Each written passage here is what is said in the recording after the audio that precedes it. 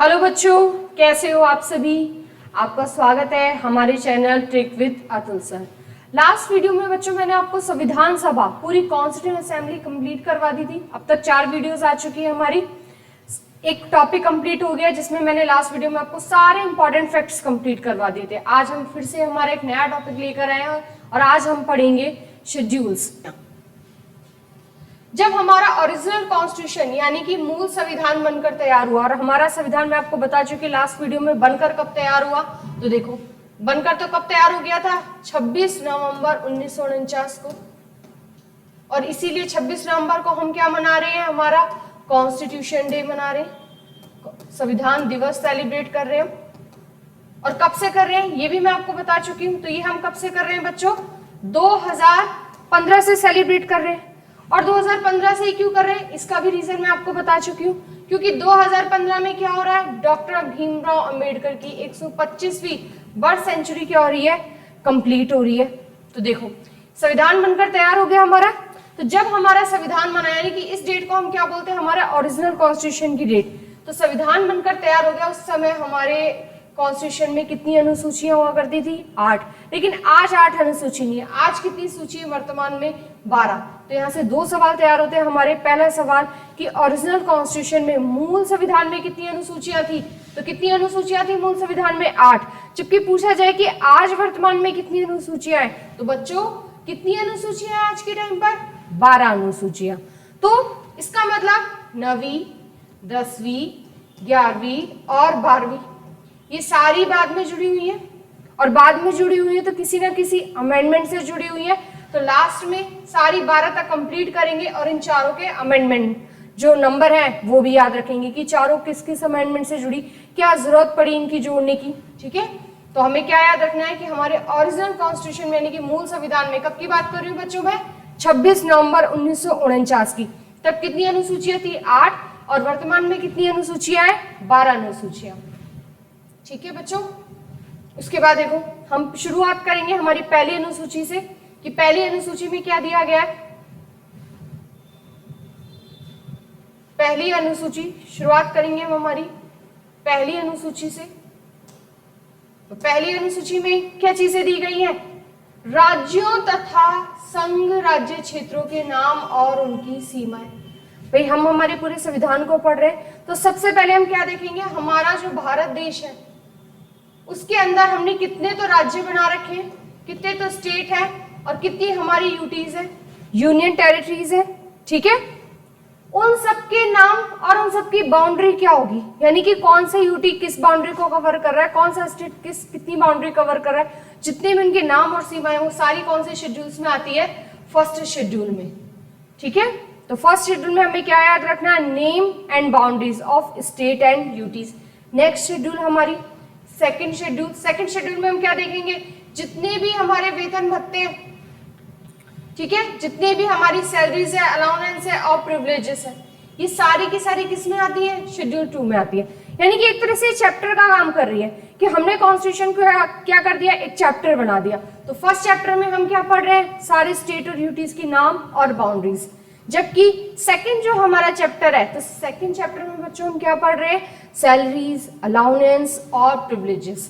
तो वेतन भत्ते विशेषाधिकार है किस किस के, तो राष्ट्रपति जी के।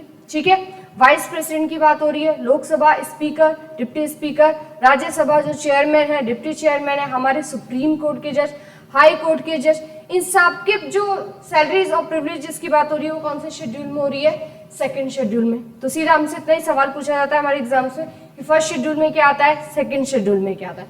उसके बाद देखो तो यहाँ तक 2 शेड्यूल की बात करी हमने। अब इस सेकंड शेड्यूल में जो सैलरी दी जाती है वो दी कौन से फंड से जाती है, भाई सैलरी तो देंगे लेकिन किस किस को कहां कहां से हम देंगे, तो देखो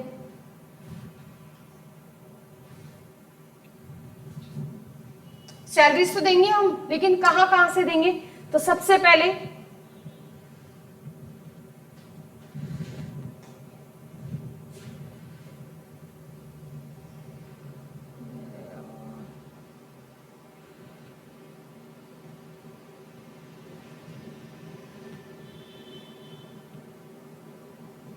तो देखो बच्चों हमने देखा फर्स्ट शेड्यूल में हमें क्या पढ़ना है, नेम एंड स्टेट,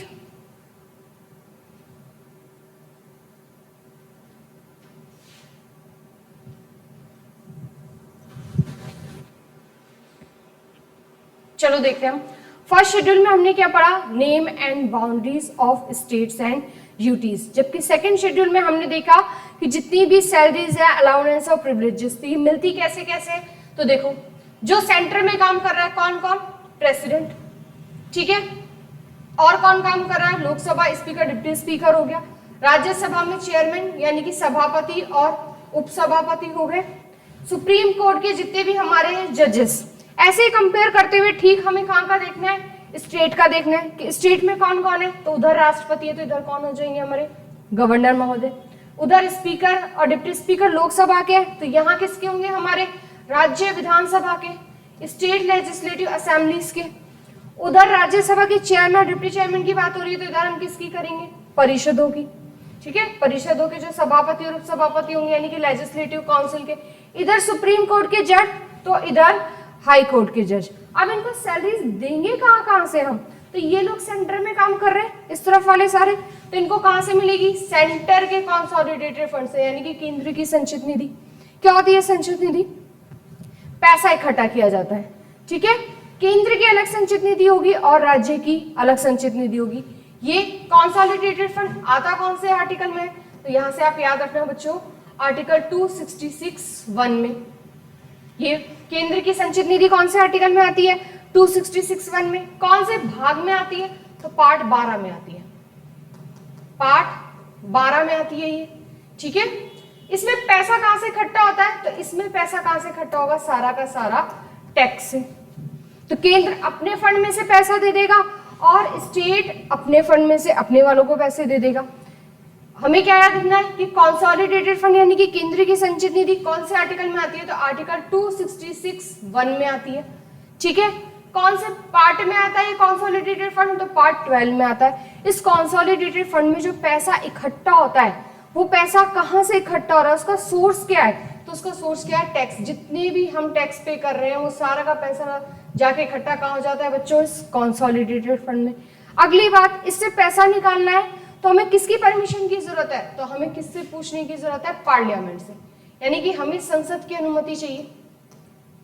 तो याद रखना, मैंने आपको कंसोलिडेटेड फंड के बारे में भी साथ में सारी जानकारी दे दी है कि कंसोलिडेटेड फंड हमारे संविधान के आर्टिकल 266 के भी अंदर 1 आर्टिकल में आता है, पार्ट 12 में आता है।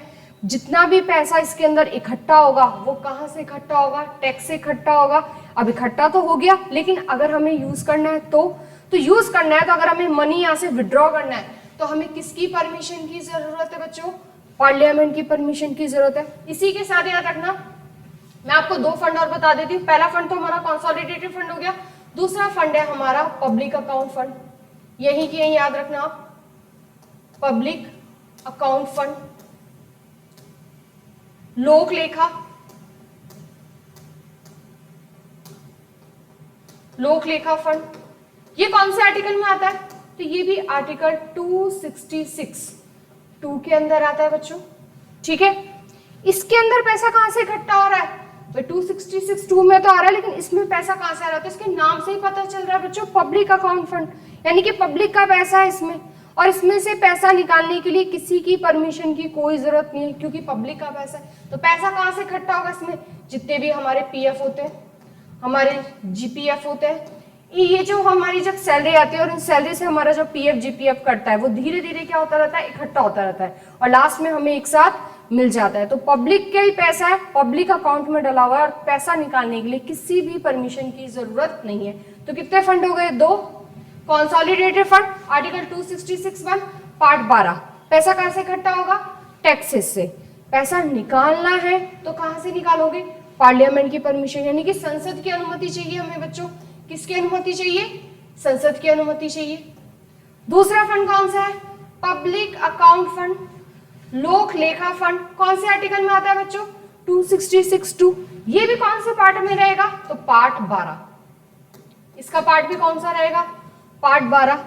इसमें पैसा कहां से इकट्ठा होगा, जितना भी पीएफ जीपीएफ कटेगा वो पैसा इकट्ठा हो जाएगा। इसमें से पैसा निकालना है तो किसकी परमिशन की जरूरत है? तो किसी की परमिशन की जरूरत नहीं है। हमारा पैसा है, हम खुद इकट्ठा कर रहे हैं, तो हम अपना पैसा खुद ले सकते हैं यहाँ से। उसके बाद देखो वापस तीसरा कौन सा फंड है? तो तीसरा फंड और बता देती हूँ मैं आपको, कॉन्टीजेंसी फंड। कौन सा फंड है? Contingency fund. इसे बोलते हैं आकस्मिक निधि। आकस्मिक निधि यानी कि जिसकी एकदम से जरूरत पड़ जाए, यानी कि इमरजेंसी फंड। एक तरह से हम कॉन्टीजेंसी फंड को क्या बोल सकते हैं? इमरजेंसी फंड बोल सकते हैं। ठीक है, ये कौन से आर्टिकल में आता है? तो ये आएगा आर्टिकल 267, जबकि वो दोनों किसके अंदर थे? आर्टिकल 266(1) और 266(2), जबकि ये किसके अंदर है? आर्टिकल 267 के अंदर है। कौन से पार्ट में आता है? तो ये कौन से पार्ट में आता है? ये भी पार्ट 12 में आएगा। ठीक है, इसके अंदर पैसा कितना इकट्ठा किया जाता है इस कॉन्टीजेंसी फंड में? तो 500 करोड़। याद रखना, कितने करोड़? 500 करोड़। और सीधा सवाल आता है कि कॉन्टीजेंसी फंड यानी कि आकस्मिक निधि के अंदर कितना पैसा होता है? तो कितना पैसा होता है? 500 करोड़ रखा जाता है। इसमें पैसा कहां से आएगा भाई? जो हमारा कंसोलिडेटेड फंड है उसमें पैसा टैक्स से इकट्ठा हो रहा है, वहां से पैसा हम कहां ट्रांसफर करते रहते हैं? धीरे धीरे इस तीसरे वाले फंड में, क्योंकि दूसरा वाला तो पब्लिक अकाउंट फंड है। ठीक है, तो टैक्स से जो पैसा आ रहा है वो टैक्स वाला पैसा हमने धीरे धीरे 500 करोड़ के रूप में कहाँ इकट्ठा कर लिया है? इस कॉन्टीजेंसी फंड में, यानी कि आकस्मिक निधि में। तो ये भी कौन से आर्टिकल में आता है बताओ? आर्टिकल 267 हो गया। ठीक है, कौन से पार्ट में आता है? तो पार्ट 12 के अंदर आता है। और सबसे मेन पॉइंट, अब इसमें से पैसा निकालना हो तो किसकी परमिशन की जरूरत है बच्चों? तो हमें किसकी परमिशन की जरूरत है? प्रेसिडेंट की। किसकी जरूरत है हमें? प्रेसिडेंट।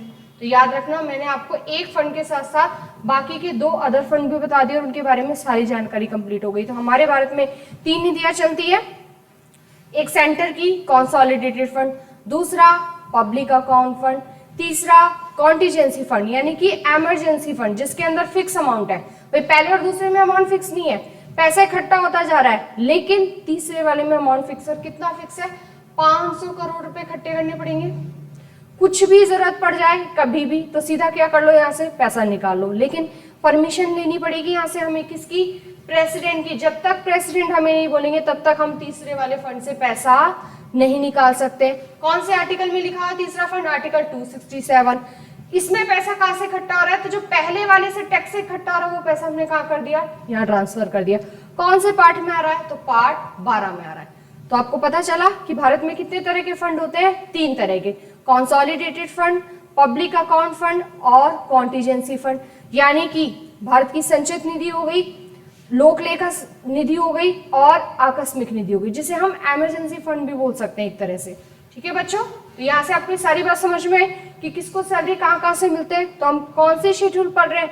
शेड्यूल 2, सैलरी, अलाउंस और प्रिविलेजेस वाली चीज। उसके बाद देखो नेक्स्ट, ये तो सारे सेंटर वाले हो गए और इधर सारे कौन से हो गए? राज्य वाले हो गए।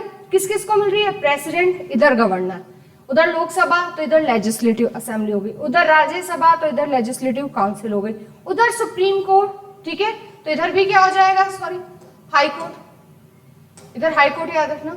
ठीक है, हाई कोर्ट होगा, हाई कोर्ट। हाई कोर्ट के चीफ जस्टिस और अदर जजेस। इधर क्या होंगे? सुप्रीम कोर्ट के चीफ जस्टिस और अदर जजेस। उसके बाद और कौन रह गया लास्ट में? तो लास्ट में एक और रह गए हैं कैग। तो कैग की भी जो सैलरी है वो कौन से शेड्यूल में आती है? शेड्यूल 2 में आती है। और स्टेट के लिए कैग नहीं होता है बच्चों, ये ध्यान रखना। स्टेट में जो कैग का वाला पोर्शन है वो नहीं होता है। तो स्टेट के लिए कैग का काम कौन करता है? ये सेंटर वाला ही कर देगा। इसके लिए अलग से हमें कुछ भी जरूरत नहीं है बनाने की। तो जो सेंटर का कैग है वो क्या करेगा? सेंटर के लिए भी काम करता है और स्टेट के लिए भी अकाउंटिंग और ऑडिटिंग दोनों काम कर देता है यहाँ से। तो याद रखना, शेड्यूल 1 में क्या पढ़ा हमने? Name and boundaries of states and UTs. जितने भी हमारे राज्य हैं, जितनी भी हमारे केंद्र शासित प्रदेश है, उन सबके नाम और उन सबकी सीमाएं अनुसूची 1 के अंदर है। अनुसूची 2 की बात करें तो जितनी भी सैलरी है, अलाउंस है, प्रिविलेजेस यानी कि वेतन भत्ते हो गए, पेंशन हो गए, सैलरी हो गई, वो सारी किस में आती है? अनुसूची 2 में आती है। और यहाँ से हमें पता चला कि सेंटर में किस किस को दे रहे हैं हम?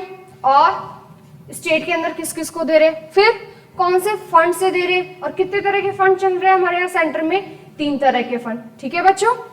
उसके बाद एक और बात याद रखना, यहां से आप कि जो गवर्नर है हमारा बच्चों, जो गवर्नर है हमारे और हाई कोर्ट के जो जज है, किसके, हाई कोर्ट के, यानी कि हमारा गवर्नर, राज्यपाल, गवर्नर, राज्यपाल और हाई कोर्ट के जो जज होंगे हमारे, ये जब तक स्टेट में काम कर रहे हैं तब तक सैलरी तो ये कहां से लेंगे, स्टेट के कंसोलिडेटेड फंड से लेंगे, सेंटर से नहीं, क्योंकि काम भी ये किस तरफ कर रहे हैं, स्टेट की तरफ चल रहे हैं भाई ये सारे के सारे नाम।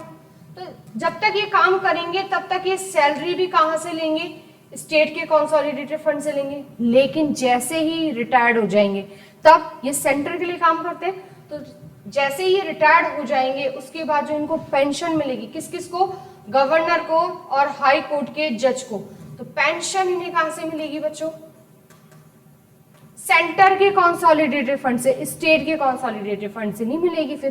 तो ये याद रखना कि बाद में इनको कहां से मिलेगी, सेंटर के कंसोलिडेटेड फंड से। ठीक है बच्चों। तो ये देखो सारी बात कर ली हमने, और लास्ट में हमें नोट में क्या याद रखना है कि जो हमारे गवर्नर है और हाई कोर्ट के जज है, जब तक ये काम करेंगे तब तक तो सैलरी किस तरफ लेंगे, क्योंकि ये स्टेट के अंदर है, स्टेट के लिए काम कर रहे हैं, तो स्टेट के कंसोलिडेटेड फंड से लेंगे, राज्य की संचित निधि से लेंगे। लेकिन जैसे ही ये रिटायर्ड हो जाएंगे तो इनको जो पेंशन मिलेगी वो सेंटर के, यानी कि केंद्र की संचित निधि से मिलेगी, सेंटर के कंसोलिडेटेड फंड से मिलेगी। ठीक है, तो ये चीजें याद रखना।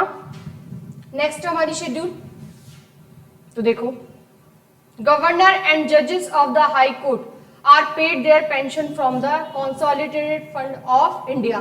तो इंडिया से याद रखना आप यहाँ से कि किसकी बात हो रही है, यहाँ पर सेंटर की बात हो रही है। कहां से देंगे, सेंटर से देंगे भाई।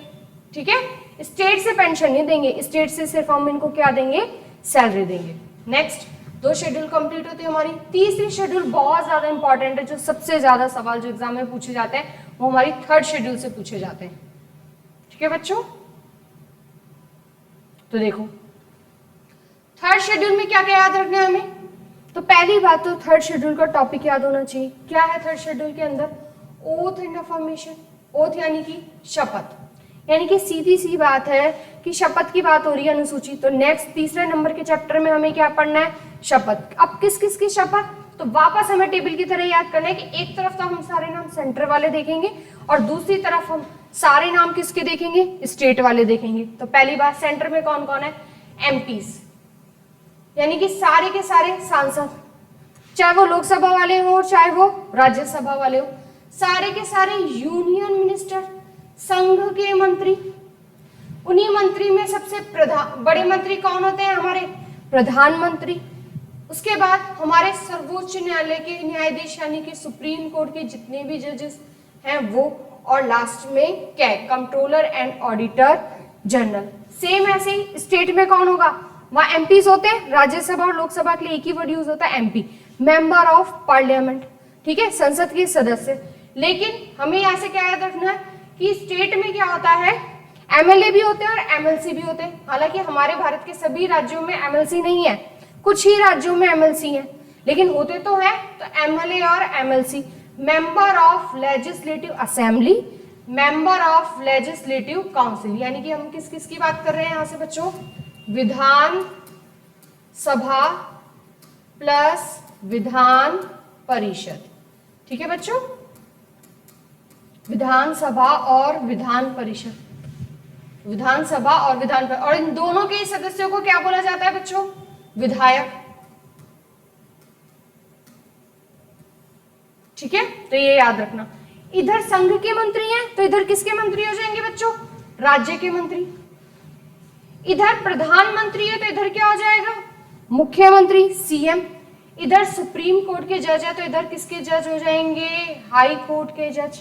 और मैं वापस, कैग तो होता ही नहीं इधर स्टेट में, क्योंकि स्टेट के लिए ऑडिटिंग और अकाउंटिंग का काम दोनों ही कौन कर देता है, हमारा सेंटर का कैग ही कर देता है। तो तीसरे शेड्यूल में शपथ किस किस की आती है, इधर सेंटर से और ये इधर स्टेट की, ये सारे लोग हैं जिनकी शपथ किस में आती है, अनुसूची 3 में आती है। अब हमें याद रखना है कि अनुसूची 3 में किसकी शपथ नहीं आती है। जो सबसे ज्यादा सवाल पूछा जाता है बच्चों वो यहीं से पूछा जाता है, ठीक है। तो देखो किस किस की शपथ नहीं आती है, तो 3 शब्द याद रखने हमें। तो कितने शब्द, 3 शब्द। कौन कौन से, देखो पहले प्रेसिडेंट, राष्ट्रपति, प्रेसिडेंट, राष्ट्रपति की शपथ। राष्ट्रपति की शपथ अनुसूची 3 में नहीं आती, तो 3 में नहीं आती तो कहाँ आती है, आर्टिकल 60 के अंदर आती है। और कौन दिलाते हैं राष्ट्रपति को शपथ बच्चों, तो राष्ट्रपति को शपथ कौन दिला रहे हैं, सुप्रीम कोर्ट के चीफ जस्टिस यानी कि सीजीआई। सीजीआई, और अगर सीजीआई नहीं हो, सीजीआई एब्सेंट हो तो कोई बात नहीं, अगर सीजीआई एब्सेंट है तो क्या कर देंगे हम, जो सीनियर मोस्ट जज है यानी कि वरिष्ठतम जो जज होगा सीजीआई के बाद, वो क्या कर देंगे, हमारे राष्ट्रपति को शपथ दिला देंगे। तो पहली बात हमें क्या याद रखनी है कि अनुसूची 3 के अंदर राष्ट्रपति की शपथ नहीं आती है, तो किसके अंदर आती है, आर्टिकल 60 के अंदर आती है।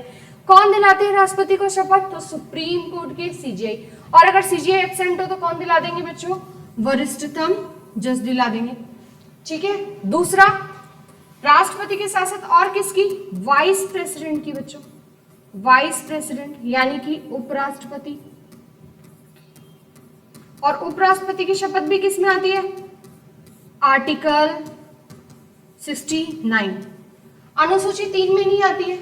और उपराष्ट्रपति को शपथ कौन दिलाते हैं, तो राष्ट्रपति दिलाते हैं यानी कि प्रेसिडेंट। या तो राष्ट्रपति दिलाएंगे या राष्ट्रपति द्वारा नियुक्त यानी कि राष्ट्रपति द्वारा अपॉइंटेड कोई पर्सन किसको शपथ दिलाएंगे, वाइस प्रेसिडेंट को। तीसरी किसकी आती है, तो तीसरे हैं हमारे गवर्नर, ठीक है बच्चों, गवर्नर, राज्यपाल। और राज्यपाल की शपथ भी किस में आती है, आर्टिकल 159 में। तो क्या क्या याद रखना है, राष्ट्रपति की शपथ नहीं आती है, उपराष्ट्रपति की शपथ, वाइस प्रेसिडेंट की शपथ भी नहीं आती है, गवर्नर राज्यपाल है इसकी शपथ भी नहीं आती है। इनको कौन शपथ दिलाते हैं, इनकी शपथ तो किसमें आती है, आर्टिकल 159 में। और इनको शपथ कौन दिलाते हैं भाई, गवर्नर को शपथ हाई कोर्ट के चीफ जस्टिस, हाई कोर्ट के सीजे दिलाएंगे। उच्च न्यायालय के मुख्य न्यायाधीश, उच्च न्यायालय के मुख्य न्यायाधीश, मुख्य न्यायाधीश, ठीक है। तो ये याद रखना यहां से आप साथ के साथ कि अनुसूची 3 में किस किस की शपथ नहीं आती। और ऑप्शन में ज्यादातर नाम इन तीनों के डाले जाते हैं कि किसकी एक शपथ नहीं शामिल होती है। तो याद रखना राष्ट्रपति की किस में आती है, आर्टिकल 60 में आती है। कौन दिलाते हैं, सुप्रीम कोर्ट के सीजीआई। और सीजीआई एब्सेंट हो तो बोलो कोई बात नहीं, सीजीआई एब्सेंट है तो कोई बात नहीं, सीनियर मोस्ट जज दिला देंगे शपथ। वाइस प्रेसिडेंट की आर्टिकल 69 के अंदर आती है। और इन्हें कौन शपथ दिलाते हैं, ओथ कौन दिलाते हैं इन्हें, तो प्रेसिडेंट। और प्रेसिडेंट दिला देंगे, प्रेसिडेंट द्वारा अपॉइंटेड कोई पर्सन। तीसरे नंबर पे गवर्नर, ठीक है। राज्यपाल आर्टिकल 159 में, याद रखना।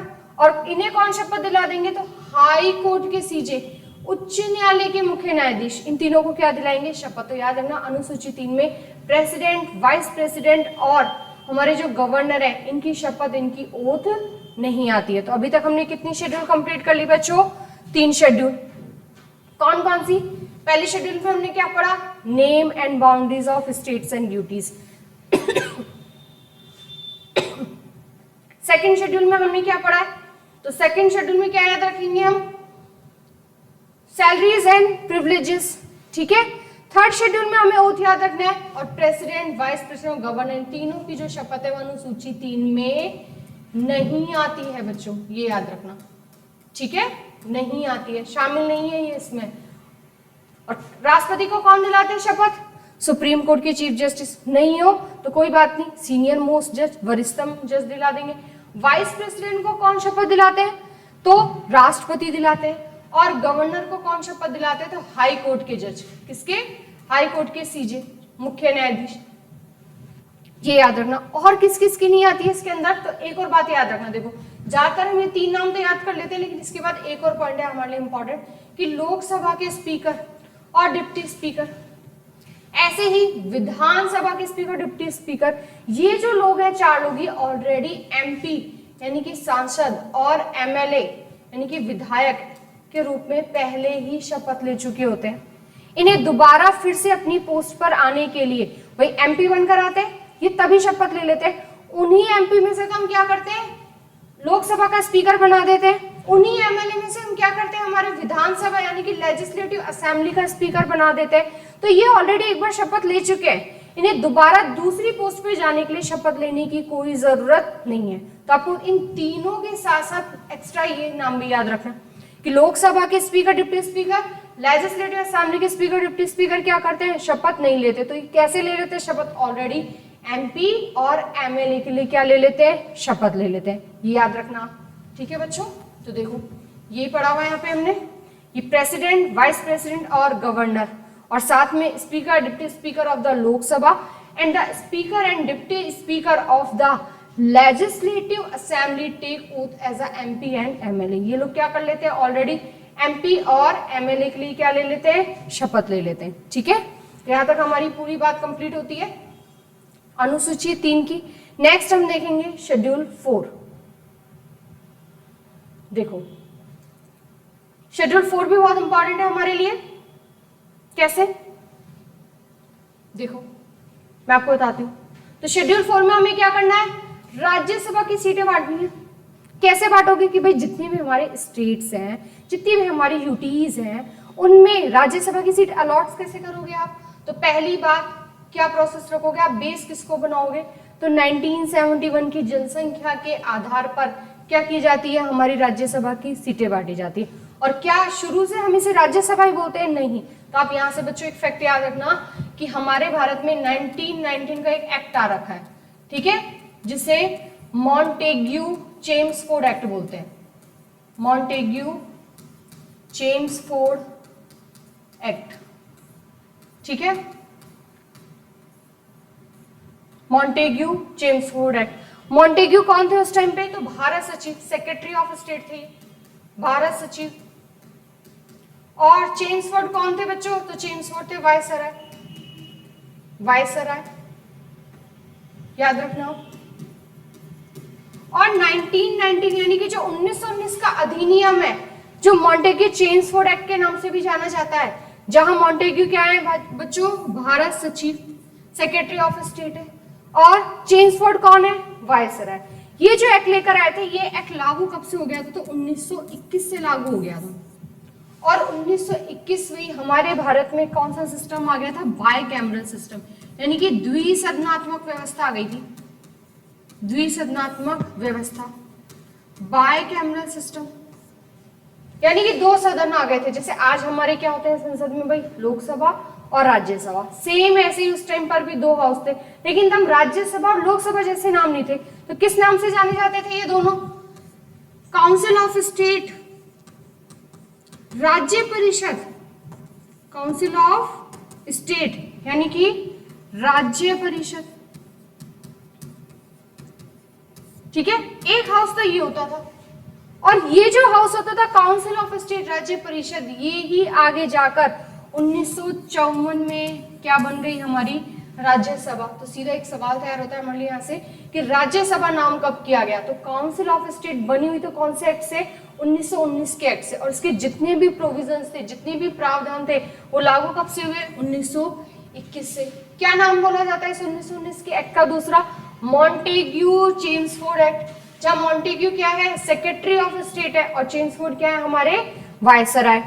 क्या सिस्टम आया भारत में, बाइकैमरल सिस्टम आया, यानी कि 2 हाउस वाला सिस्टम आया। पहला हाउस क्या हो गया, काउंसिल ऑफ स्टेट, राज्य परिषद, और ये ही राज्य परिषद 1954 में जाकर क्या बन गई बच्चों, हमारे लिए राज्यसभा, ठीक है। तो याद रखना आप यहाँ से।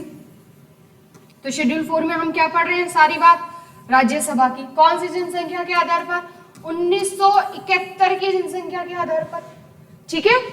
अब एक हाउस तो पता चल गया, राज्य परिषद। दूसरा हाउस कौन सा था, तो दूसरा हाउस था केंद्रीय विधानसभा।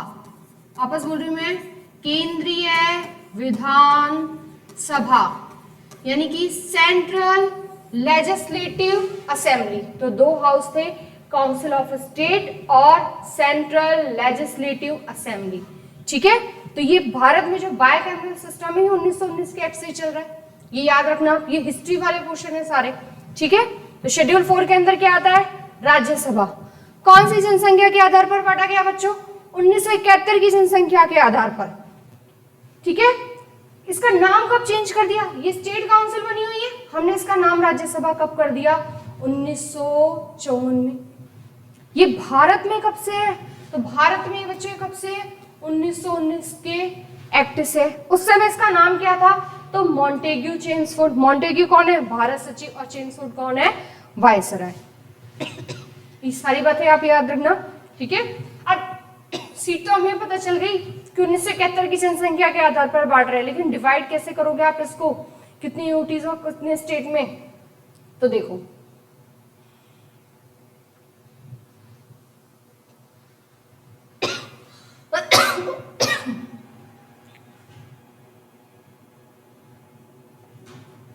मैक्सिमम सीट्स कितनी है बच्चों हमारे पास, मैक्सिमम सीट्स 250, ठीक है। और ये 250 भी हमने क्या कर दिया, दो पार्ट्स में डिवाइड कर दिया। एक तरफ तो कितनी सीटें होंगी, इलेक्टेड सीट्स, यानी कि जिन पे क्या हो रहा है, इलेक्शन। दूसरी सीट्स कौन सी होंगी, तो दूसरी सीट्स है हमारी 12 सीट्स नॉमिनेटेड। नॉमिनेटेड का मतलब है जिनको डायरेक्ट अपॉइंट किया जाता है, जिनका इलेक्शन नहीं होता है। तो राज्यसभा में कितनी सीटें नॉमिनेटेड होती हैं, 12। कौन करते हैं, हमारे प्रेसिडेंट। और ये बात कौन से आर्टिकल में लिखी हुई है, आर्टिकल 80 के अंदर लिखी हुई है। ये बात हमने कहां से ले रखी है, तो आयरलैंड से। राज्यसभा में 12 मेंबर्स नॉमिनेट किए जाएंगे। ये प्रोविजन हमने बच्चों कौन से देश से ले रखा है, आयरलैंड से ले रखा है, ठीक है। क्या बेसिस रहेंगे इसके, आप कैसे किसी को नॉमिनेट करोगे, तो इसके 4 बेसिस हैं। कितने बेसिस हैं, 4। और वो कौन कौन से, तो याद रखना, पहला है लिटरेचर, साहित्य, दूसरा है साइंस, विज्ञान, तीसरा है आर्ट यानी कि कला, और चौथा है सोशल सर्विस, समाज सेवा। इन चारों के आधार पर राष्ट्रपति क्या करते हैं भाई, देखो कौन कौन से, तो मैक्सिमम सीट्स कितनी होती है, 250। इस 250 में से नॉमिनेट सीट कितनी, ओनली 12। कौन नॉमिनेट करता है, राष्ट्रपति करता है। ये प्रोविजन हमने कौन से देश से लिया है, तो हमने ये आयरलैंड से लिया है, ठीक है।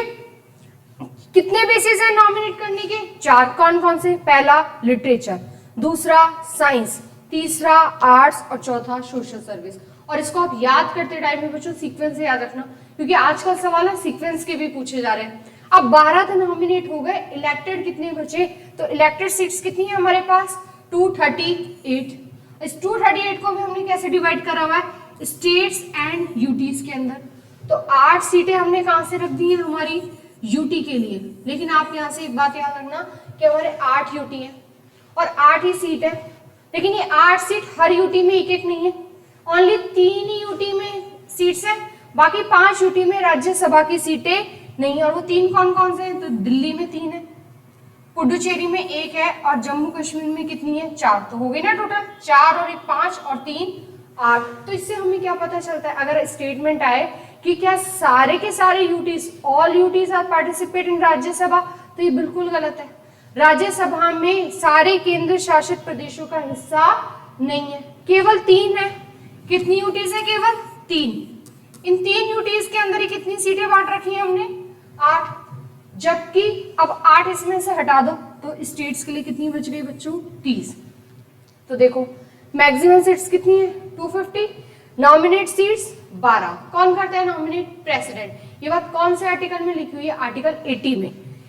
कितने बेसिस पे, 4 बेसिस पे, literature, science, arts, social service. ये प्रोविजन हमने कहां से लिया है बच्चों, आयरलैंड से। 12 हटा दो, कितने बच गए हमारे पास, नंबर आ रहे हैं 238। इलेक्शन करवाना है, ठीक है करवा देंगे। तो स्टेट्स के लिए हो गई 230 और यूटी के लिए कितनी हो गई, 8। लेकिन याद रखना है कि हमारी 8 यूटी है, लेकिन 8 सीट्स हैं वो 8 यूटी में नहीं है, 8 केंद्र प्रशासित में नहीं है। तो कितने में है, 3। दिल्ली में 3 है, ठीक है, 3 ही यूटी में। तो दिल्ली में 3 है, पुडुचेरी में 1 है, और जम्मू कश्मीर में 4 है। अब बच गए 28 स्टेट। क्या सारे राज्यों में हैं? तो सारे राज्यों में राज्यसभा सीटें हैं। अब हमें यहाँ से कुछ नंबर्स याद रखने हैं, जैसे कि सबसे ज्यादा कहां से है? सीधे सीधे सबसे ज्यादा है यूपी से। यूपी से बच्चों कितने हैं? 31 सीट से यूपी से राज्यसभा की। उसके बाद नंबर आता है महाराष्ट्र का 19 सीटें। फिर है यहां से तमिलनाडु, तमिलनाडु TN 18 सीट से तमिलनाडु की। बिहार से कितनी है? 16। और राजस्थान और उड़ीसा में कितनी है? 10 सीटें। तो याद रखना, ऐसे मैक्सिमम नंबर्स भी पूछ लिया जाता है कि कौन से स्टेट में मैक्सिमम जो है वो राज्यसभा की सीटें हैं। तो सबसे ज्यादा राज्यसभा की सीटें कहाँ है? यूपी में। कितनी है? 31। महाराष्ट्र में कितनी है? 19। तमिलनाडु में कितनी है? 18। बिहार में 16। राजस्थान में 10 और उड़ीसा में भी 10। और ये सीटें हमने कौन सी जनसंख्या के आधार पर बांटी हुई बच्चों? 1971 की जनसंख्या के आधार पर बांट रखी है जनसंख्या हमने, आज की जनसंख्या के आधार पर नहीं बांट रखी। तो ये सारा का सारा कैसे हो गया? जब सीट्स कितनी है? 250। लेकिन मान लो सवाल आ जाए कि 245 में से बताओ, तो कैसे देखेंगे हम? 245 में से अगर इसको हमें डिवाइड करना है तो देखो कुछ नहीं है, सेम ऐसे ही बांट दो भाई। प्रेजेंट में कितनी है हमारे पास? 245 में से सीधा सीधा 12 तो नॉमिनेशन वाली हटा दो, ये तो फिक्स है। इसके बारे में सारी बात कर ली। घट कर कितनी रह गई यहां से? 233 सीटें। ठीक है, ये 233 सीटें किसकी हैं? इलेक्शन वाली सीटें, जिन पर मेंबर्स क्या होंगे? इलेक्टेड होकर आएंगे। इस 233 में से डिवाइड कर दो। 8 सीटें तो किसके लिए चली गई भाई? 3 यूटी। ओनली 3 यूटी में तो है हमारे राज्यसभा सीट्स। अब 28 स्टेट्स के लिए कितनी सीटें बच गई बस हमारे पास? तो देखो 233 में से 8 घटाएंगे तो कितनी बच गई? 225 सीटें। तो याद रखना ये दोनों फैक्ट पूछे हुए। क्या क्या? अगर मैक्सिमम सीट्स 250 है तो इलेक्शन कितनी सीटों पर होगा? 238 पे होगा, सब पे नहीं होगा, क्योंकि 12 तो क्या है? नॉमिनेटेड। लेकिन अगर सीट्स 245 है तो अब इलेक्शन कितनी सीटों पर होगा? 233। 233 में से भी स्टेट के लिए लास्ट में हमारे पास कितनी बच जाएंगी? मात्र 225 सीटें। तो ये सारी बात किसकी हो गई? राज्यसभा की। तो 4 शेड्यूल कंप्लीट हो गए हमारी सी। चौथी शेड्यूल में हमने क्या देखा?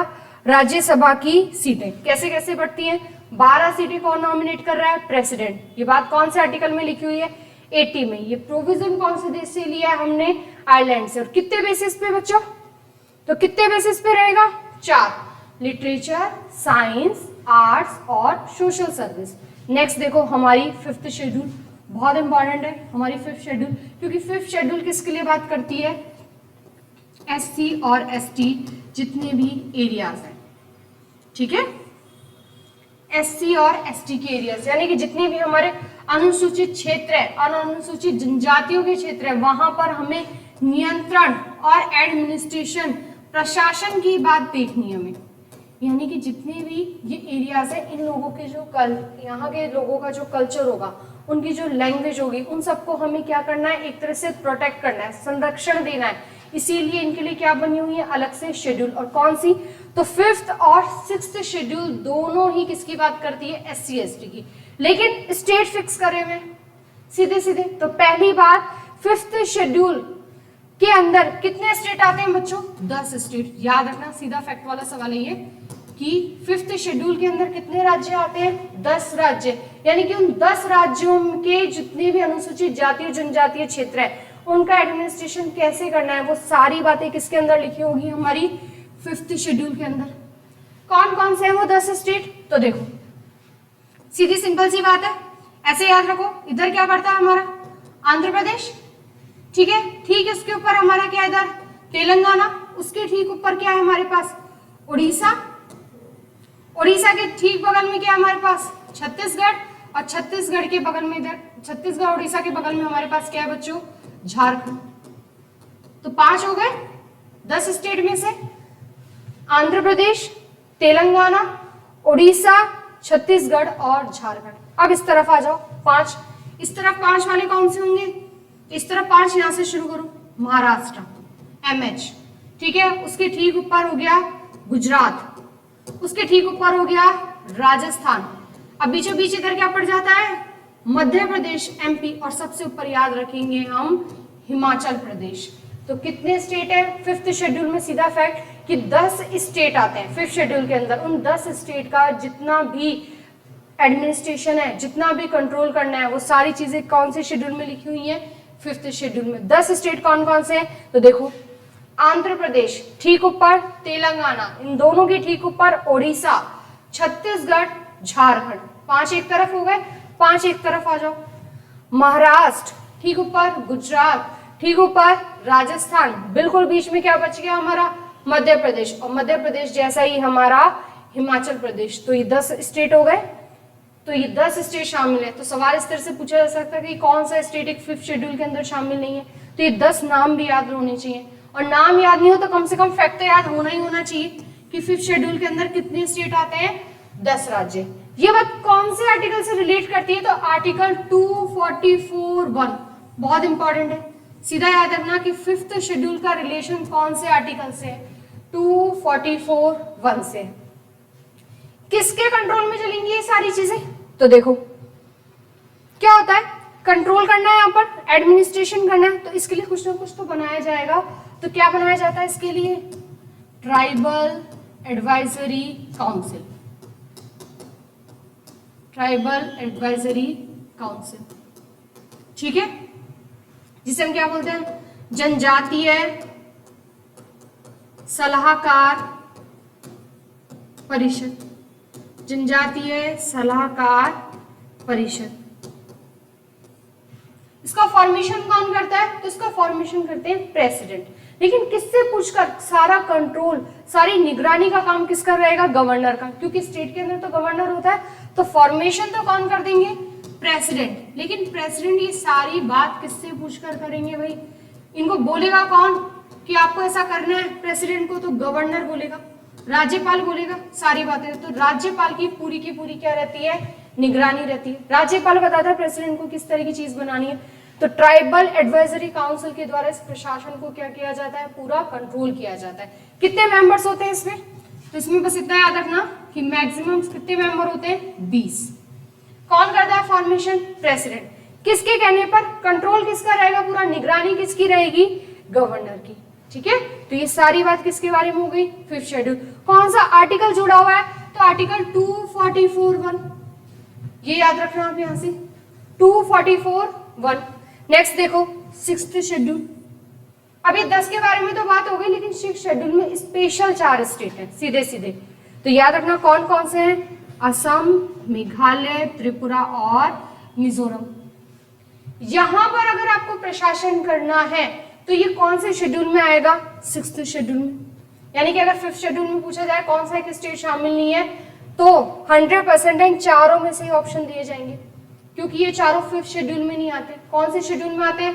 6th शेड्यूल के अंदर आते हैं। कौन से आर्टिकल में आते हैं? आर्टिकल 244(2) में आते हैं, ठीक है। तो ये तो 244(1) याद करना इजी है।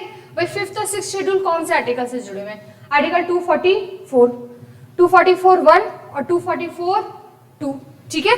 क्या यहाँ पर भी कुछ बनाया जाएगा कंट्रोल करने के लिए? तो बनाया जाएगा डिस्ट्रिक्ट काउंसिल। यहाँ इसके लिए क्या बनाई जाती है? District council. ऑटोनॉमस रहती है जो, ऑटोनॉमस डिस्ट्रिक्ट काउंसिल बनाई जाती है, ठीक है। स्वायत्त जिला परिषद, स्वायत्त जिला परिषद। इसे बनाने का काम कौन करेगा? तो गवर्नर करेगा। बच्चों कौन करेगा इसे बनाने का काम? गवर्नर। और इसमें मैक्सिमम कितने मेंबर होते हैं? तो इसमें मैक्सिमम होते हैं 30 मेंबर, ये याद रखना हो, ठीक है। तो 5th और 6th शेड्यूल बहुत इंपॉर्टेंट है। 5th शेड्यूल में हमें क्या याद रखना है? जितने भी हमारे अनुसूचित जनजातीय क्षेत्र है वहां पर जो एडमिनिस्ट्रेशन करना है, कंट्रोल करना है, वो सारी बात किसमें होगी? 5th शेड्यूल में होगी। कैसे करोगे आप? तो एक कमेटी, एक क्या बना देंगे हम? काउंसिल बना देंगे, ठीक है। Tribal advisory council. फॉर्मेशन कौन कर देंगे? प्रेसिडेंट। किससे पूछकर कर देंगे? गवर्नर से पूछकर। ये बात कौन से आर्टिकल में आती है? 244(1) में। मैक्सिमम कितने मेंबर रहेंगे? 20। कितने स्टेट की बात करती है 5th शेड्यूल? बताओ। अभी अभी बताया मैंने आपको 10 स्टेट, 5 एक तरफ और 5 एक तरफ, बीच में एमपी याद रखना। 5 एक तरफ, आंध्र प्रदेश, तेलंगाना, उड़ीसा, छत्तीसगढ़ और झारखंड, पांचों एक दूसरे से बॉर्डर लगे हुए हैं किसी न किसी के, ठीक है। इस तरफ वाले कौन से रहते हैं, तो महाराष्ट्र, महाराष्ट्र के ठीक ऊपर गुजरात, ठीक ऊपर राजस्थान, राजस्थान के ठीक बगल में मध्य प्रदेश और ऊपर हमारा हिमाचल प्रदेश। ये 10 राज्य आते हैं 5th शेड्यूल में, जबकि 6th शेड्यूल में आते हैं मात्र 4 राज्य। कौन कौन से, असम, मेघालय, त्रिपुरा और मिजोरम, ठीक है। कौन से आर्टिकल में लिखी हुई बात, आर्टिकल 244(2) में। 7th शेड्यूल के अंदर पहली बात, केंद्र और राज्यों के बीच क्या करना है, हमें शक्तियों का बंटवारा करना है बच्चों, ठीक है। कैसे, तो लिस्ट बनाई जाती है इसके लिए। कौन कौन सी लिस्ट, तो पहली लिस्ट यूनियन लिस्ट, ठीक है, दूसरी लिस्ट स्टेट लिस्ट और तीसरी लिस्ट है हमारी कंकरेंट लिस्ट, ठीक है। तो कितनी लिस्ट के अंदर बांटा जाता है हमारा पोर्शन, 3 लिस्ट के अंदर। यूनियन लिस्ट यानी कि हमारी केंद्र या फिर संघ सूची, ठीक है। दूसरी हमारी राज्य सूची स्टेट लिस्ट और तीसरी है हमारी कंकरेंट लिस्ट समवर्ती सूची। समवर्ती सूची क्या है ये सूची, तो क्या कर रखा है, केंद्र ने और राज्य ने मिलकर लिस्ट बना रखी है और अपना अपना काम बांट रखा है कि भाई यूनियन लिस्ट में जो यूनियन सेंटर गवर्नमेंट है वो ही क्या बनाएगी, कानून बनाएगी। स्टेट लिस्ट पे कौन कानून बना देंगी, स्टेट गवर्नमेंट। अब बच गई तीसरी, इसका क्या किया जाए, तो बोला दोनों बना देंगे, केंद्र और राज्य। कंकरेंट लिस्ट यानी कि जो हमारी तीसरी सूची है, समवर्ती सूची है, इस पर कौन कानून बना देंगे, तो दोनों बना देंगे, केंद्र और राज्य। लेकिन दोनों के बीच में टकराव हो जाए, अब किसका कानून माना जाएगा, तो बड़ा कौन सा है बच्चों, केंद्र वाला, ठीक है। तो कंकरेंट लिस्ट पे कौन कौन कानून बना सकती है, हमारी यूनियन गवर्नमेंट भी और हमारी जो स्टेट गवर्नमेंट है वो भी कानून बना सकती है, यहां से ध्यान रखना। तो देखो 7th शेड्यूल में हमें क्या पढ़ना है, शक्तियों का बंटवारा। किस किस के बीच में करोगे आप इस शक्तियों का बंटवारा, केंद्र और राज्यों के बीच में, ठीक है। और ये जितनी भी हमारी लिस्ट है, यूनियन लिस्ट, स्टेट लिस्ट और कंकरेंट लिस्ट, ये कौन से आर्टिकल में आती है बच्चों, आर्टिकल 246, ये याद रखना, आर्टिकल 246 के अंदर। किसी नाम से पूछा जाए कि शेड्यूल 7 का रिलेशन कौन से आर्टिकल से है, तो कौन से आर्टिकल से है, 246। जैसे जो शेड्यूल 5th है उसका संबंध बताओ, किससे, बता चुकी मैं आपको, 244(1) और 6 शेड्यूल का 244(2) से, ठीक है। ये दोनों किससे जुड़ी हुई हैं, 5th और 6th शेड्यूल, 5वीं और 6ठी अनुसूची से संबंधित अनुच्छेद है हमारे, जबकि 7वीं से संबंधित अनुच्छेद कौन सा है हमारा, आर्टिकल 246। क्या कर रहे हैं इसके अंदर, हम शक्तियां बांट रहे हैं, ठीक है। जैसे हम हमारे घर में क्या करते हैं, काम बांट लेते हैं, ये कुछ काम पापा का हो गया, कुछ मम्मी का हो गया और कुछ काम किसका हो गया, बच्चों का हो गया। तो ये यूनियन लिस्ट किसकी हो गई, हमारे घर में बड़ों की यूनियन लिस्ट और स्टेट लिस्ट, ठीक है। और तीसरी कौन सी हो गई है, कंकरेंट लिस्ट, जिसपे केंद्र सरकार भी कानून बना सकती है और राज्य सरकार भी कानून बना सकती है। लेकिन दोनों के बीच में टकराव की स्थिति हो जाए कि किसका कानून माना जाएगा, तो बड़ा है दोनों में से कौन है, सेंट्रल गवर्नमेंट और स्टेट गवर्नमेंट में से सेंट्रल गवर्नमेंट। अगली बात, ये यूनियन लिस्ट हमने ली कहां से बच्चों, कनाडा से। कहां से ली है, कनाडा से, ये याद रखना। जबकि कंकरेंट लिस्ट समवर्ती सूची हमने कहां से ली है बच्चों, ऑस्ट्रेलिया से ली है। कहां से ली है, ऑस्ट्रेलिया, याद रखना, ठीक है। तो देखो ये सारी बात किसकी हो गई, हमारी 7th शेड्यूल की। लेकिन एक 42nd अमेंडमेंट हुआ इसके अंदर, जहां से यहां से 5 सब्जेक्ट क्या कर दिए, शिफ्ट कर दिए इधर, स्टेट लिस्ट से लिए और कहां शिफ्ट कर दिए, कंकरेंट लिस्ट में। तो याद रखना कौन से अमेंडमेंट से, 42nd कॉन्स्टिट्यूशनल अमेंडमेंट 1976, ठीक है, याद रखना। इस समय प्रधानमंत्री कौन चल रही है हमारी, इंदिरा गांधी। ये भी याद रखना कि 42nd अमेंडमेंट के टाइम पे भारत में प्रधानमंत्री कौन है, इंदिरा गांधी जी, ठीक है। नेक्स्ट देखो, लिस्ट बांट दी, तीनों की तीनों लिस्ट आती कौन से उसमें, आर्टिकल में, तो आर्टिकल 246, ये याद रखना, ठीक है। यूनियन लिस्ट कहां से ले लिया हमने, कनाडा से। कंकरेंट लिस्ट कहां से ले लिया बच्चों हमने, ऑस्ट्रेलिया से। और अपने अपने सब्जेक्ट रख दिए कि यूनियन लिस्ट में यूनियन गवर्नमेंट कानून बनाएगी, स्टेट गवर्नमेंट पे स्टेट गवर्नमेंट कानून बनाएगी, जबकि कंकरेंट लिस्ट पे कौन कानून बनाएगी, और कॉन्करेंट लिस्ट पे कौन कानून बनाएगी? केंद्र सरकार भी और राज्य सरकार भी। दोनों के बीच में झगड़ा हो जाए तो ज्यादा बड़ा कौन है? केंद्र की, राज्य।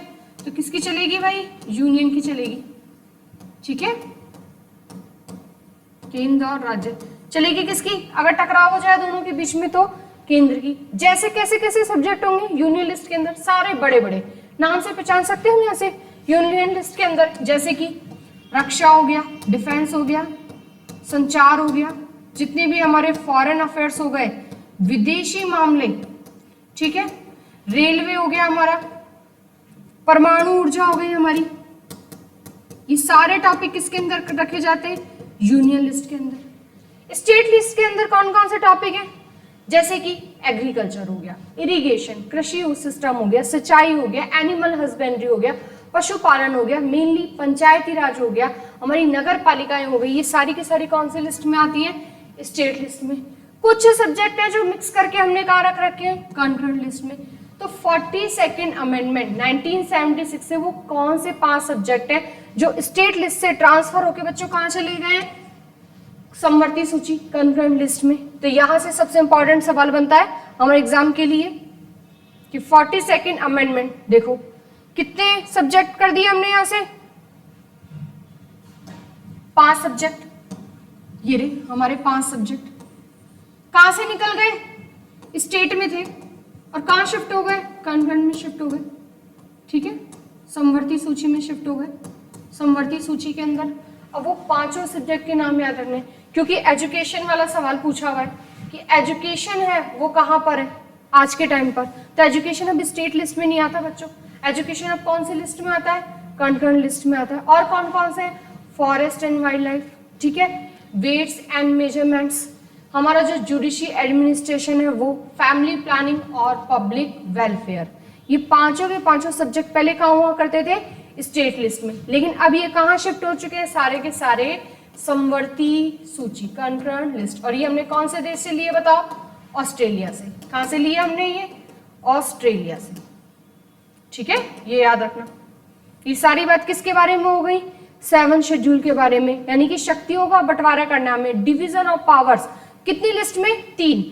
कौन कौन सी? Union list, state list, concurrent list. ठीक है, यूनियन लिस्ट कौन से देश से लिए बच्चों? हमने कनाडा से। जबकि कॉन्करेंट लिस्ट हमने कौन से देश से लिए बच्चों? ऑस्ट्रेलिया से।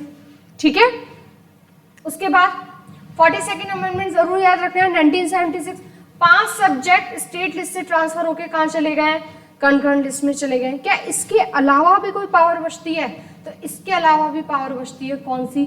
एक होती है रेसिडुअरी पावर्स, रेसिडुअरी लिस्ट। ठीक है, ये भी हमने कहां से लिए बच्चों? कनाडा से। और ये जो लिस्ट है ये कौन से आर्टिकल में आती है? आर्टिकल 248। यानी कि अगर मैं आपसे पूछूं कि 7 शेड्यूल से कौन कौन से आर्टिकल रिलेट करते हैं, तो आर्टिकल 246 तीनों की तीनों लिस्ट, और आर्टिकल 248। ठीक है, क्योंकि इसके अंदर कौन सी है? रेसिडुअल लिस्ट है। कैसी लिस्ट होगी ये? ऐसी लिस्ट जहां पर इन तीनों लिस्ट के अलावा भी कुछ बची हुई चीजें रह जाती है। जैसे कि सबसे बड़ा एग्जांपल है इसका साइबर क्राइम। साइबर क्राइम कौन सी लिस्ट में आता है बच्चों? इस रेसिडुअरी पावर्स, रेसिडुअरी लिस्ट के अंदर आता है। एक और इंपॉर्टेंट बात, क्या ये हमारे भारत में अभी बनी कि पहले से? तो पहले से। कौन से एक्ट से? तो 1935 के एक्ट से। और 1935 के एक्ट में ये पावर किसके पास हुआ करती थी? गवर्नर जनरल, यानी कि वायसराय के पास हुआ करती थी ये पावर। और आज है तो है, लेकिन आज किसके पास है बच्चों? आज हमारी जो यूनियन यानी कि हमारी सेंट्रल गवर्नमेंट है उसके पास है, केंद्र सरकार के पास है आज। ये याद रखना। ठीक है, ये सारे सवाल किसी ना किसी एग्जाम्स में पूछे हुए हमारे लिए इंपॉर्टेंट है कि जो रेसिडुअल लिस्ट है वो कौन से आर्टिकल में आती है? आर्टिकल 248। जबकि 246 में कौन कौन सी आती है? स्टेट लिस्ट, यूनियन लिस्ट और कॉन्करेंट लिस्ट। यूनियन लिस्ट हमने कहां से ली है बच्चों? कनाडा से। जबकि कॉन्करेंट लिस्ट कहां से ली है? ऑस्ट्रेलिया से। और ये रेसिडुअल लिस्ट है ये भी हमने कहां से ली है? कनाडा से। जिसका सबसे बड़ा एग्जांपल कौन सा है? Cyber crime. क्या ये पहले से थी? तो पहले से थी। कब से? 1935 के एक्ट में इस लिस्ट की बात हो चुकी। तब ये पावर किसके पास हुआ करती थी?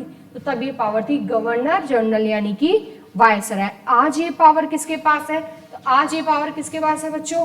केंद्र सरकार के पास है। ये याद रखना। ठीक है, नेक्स्ट देखो ये तो सारी बातें हमने किसके बारे में कर ली, 7 शेड्यूल के अंदर शक्तियां बांट दी हमने, सब अपना क्या क्या, सब अपना अपना काम करो। नेक्स्ट कौन सी शेड्यूल है हमारी, 8 शेड्यूल। और इस 8 शेड्यूल के अंदर स्टार्टिंग में कितनी भाषाएं हुआ करती थी बच्चों, 14 भाषाएं। कितनी भाषाएं, 14 भाषाएं शामिल थी। लेकिन आज कितनी है, 22। यानी कि इसका मतलब 15 से लेके 22 तक की भाषाएं क्या हुई हैं, बाद में जुड़ी हैं। और बाद में जुड़ी हैं तो बच्चों किसी ना किसी अमेंडमेंट से जुड़ी होंगी। तो पहले हम वो 14 भाषाएं देखते हैं हमारी, कि 14 भाषाएं कौन सी थी, कौन कौन सी इनमें से शामिल थी। तो देखो कौन कौन सी भाषाएं हुआ करती थी हमारे पास शुरुआत में, पंजाबी, गुजराती, मराठी, कन्नड़, मलयालम, तमिल, तेलुगु, ओडिशा, ओडिसी भाषा, बांग्ला भाषा, असमिया भाषा, संस्कृत, कश्मीरी, उर्दू और हिंदी। यानी कि हिंदी ऑलरेडी पहले से 22 भाषाओं में क्या है, शामिल हो रखी है। ठीक है, तो ये 14 भाषाएं हैं। 14 के बाद जो जुड़ी हुई है वो बहुत इंपॉर्टेंट है। सीधा सीधा सवाल आता है वहां से कि 15वें नंबर पे कौन सी भाषा जुड़ी, कौन से अमेंडमेंट के नंबर से जुड़ी। तो याद रखना 15वें से हमारी कौन सी भाषा जुड़ेगी बच्चों, सिंधी लैंग्वेज। ये इंपॉर्टेंट है हमारे लिए।